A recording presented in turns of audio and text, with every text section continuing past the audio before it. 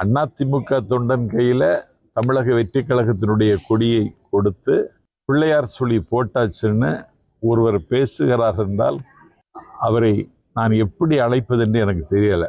இப்படி ஒரு ஈனத்தனமான நடவடிக்கை எனக்கு தெரிந்து தமிழ்நாட்டு அரசியல் யாரும் செய்யலை. ஒரு 26 இடங்களில் ரெய்டு செய்யப்பட்டு அதற்கு பிறகு மோடியின் காலடியில் விழுந்தவர் எடப்பாடி பழனிசாமி. குட்கா வழக்கில் சிக்கியிருப்பவர் டாக்டர் விஜயபாஸ்கர். வேலுமணியின் மீது வழக்கு, வீரமணியின் மீது வழக்கு.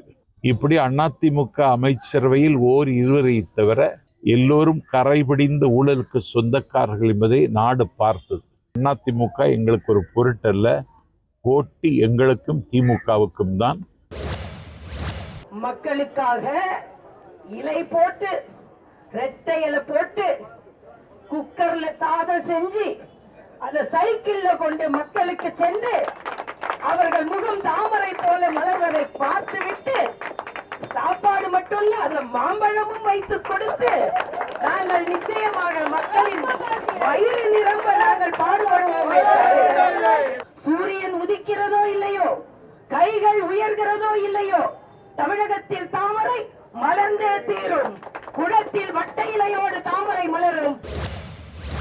எல்லா மனிதர்களுக்கும் 2 முகங்கள் உண்டு.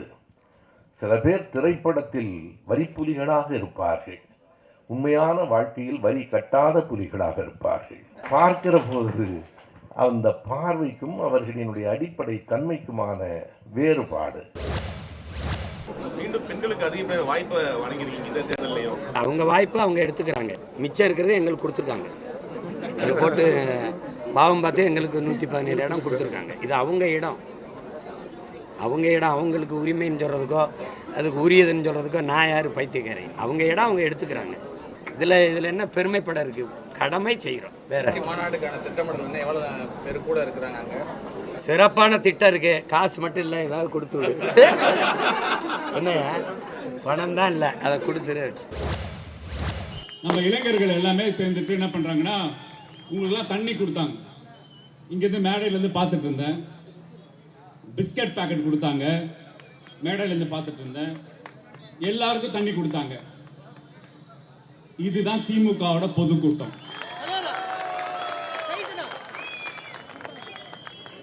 இங்க ஒன்றும் அவ்வளவு கூட்ட நெரிசல் இல்லை. எல்லாருக்கும் சமமா சேர் போட்டிருக்காங்க, தவிச்ச வாய்க்கு தண்ணி கொடுத்திருக்காங்க, பிஸ்கட் கொடுத்திருக்காங்க. ஜாக்கிரதையாக அவங்க வண்டியில ஏற்றி உங்களை ஊர்ல போய் விட்டுருவாங்க நம்ம கழக உடன்பிறப்புகள். தவிச்ச வாய்க்கு தண்ணி கொடுக்காம மீட்டிங்க்கு லேட்டா வந்துட்டு கூட்ட நெரிசல்ல வந்து லைட் ஆஃப் பண்ணி லைட் ஆன் பண்ணிட்டு 41 பேரை பலி கொடுத்த வாய் எங்களை தீய சக்தின்னு சொல்லுது.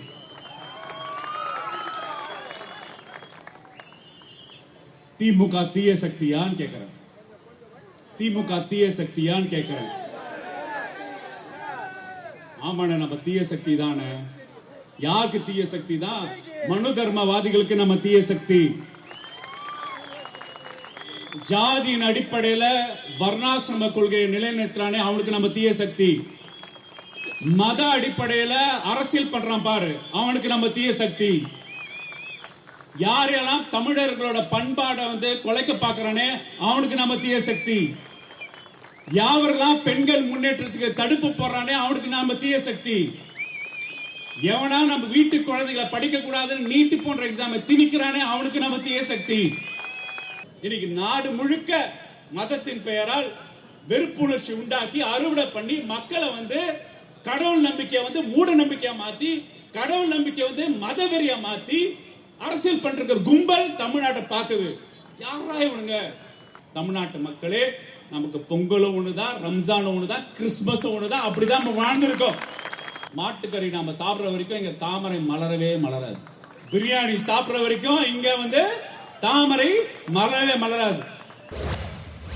பாஜகவுடன் அதிமுக வந்து கூட்டணி வைத்திருப்பது செல்வி ஜெயலலிதா அவர்கள் கண்ட கனவுக்கு எதிரான ஒரு நிலைப்பாட்டாக நாங்கள் பார்க்கிறோம். காரணம், எங்களுடைய தமிழ்நாடு முஸ்லிம் முன்னேற்ற கழகம் நடத்திய மாநாட்டிலே செல்வி ஜெயலலிதா அவர்கள் 1999 பங்கு கொண்டு உரையாற்றும் போது கடந்த காலத்தில் பாஜகவுடன் தேர்தல் கூட்டணி வைத்தேன், இனி ஒருபோதும் அதிமுக பாஜகவுடன் தேர்தல் கூட்டணி வைக்காது என்று பறைசாற்றினார்.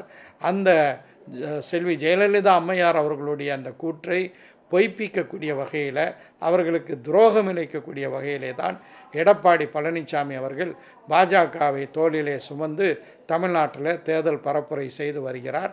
பாஜகவுக்கும் அதிமுகவுக்கும் நிச்சயமாக தமிழ்நாட்டு மக்கள் பாடம் புகட்டுவார்கள். நடிகர் விஜய் தொடர்ந்து ஊழலை ஒழிப்போம் என்று பரப்புரை செய்து வருகிறார். தான் தூய்மையானவன் என்று அவர் போட்டு வருவது வேஷம்தான் என்பதை உயர்நீதிமன்றத்தினுடைய தீர்ப்பு வெளிப்படுத்தி இருக்கிறது. இனிமேல் விஜய் அவர்கள் பொது வாழ்வில் தூய்மையை பற்றியும் பொது வாழ்வில் லஞ்சத்தை பற்றியும் பேசுவதற்கு எந்த விதமான தகுதியும் இழந்து விட்டார் என்பதுதான் யதார்த்த உண்மை. திரை உலகத்தில் நடித்த விஜய் இன்று நிஜ உலகத்திலும் நடித்து தான் வருகிறார் என்பதை தமிழ்நாட்டு மக்கள் நன்றாக அறிந்தே இருக்கிறார்கள். உடனுக்குடன் செய்திகளை தெரிந்து கொள்ள சன் நியூஸ் பெல் ஐகானை கிளிக் பண்ணுங்க.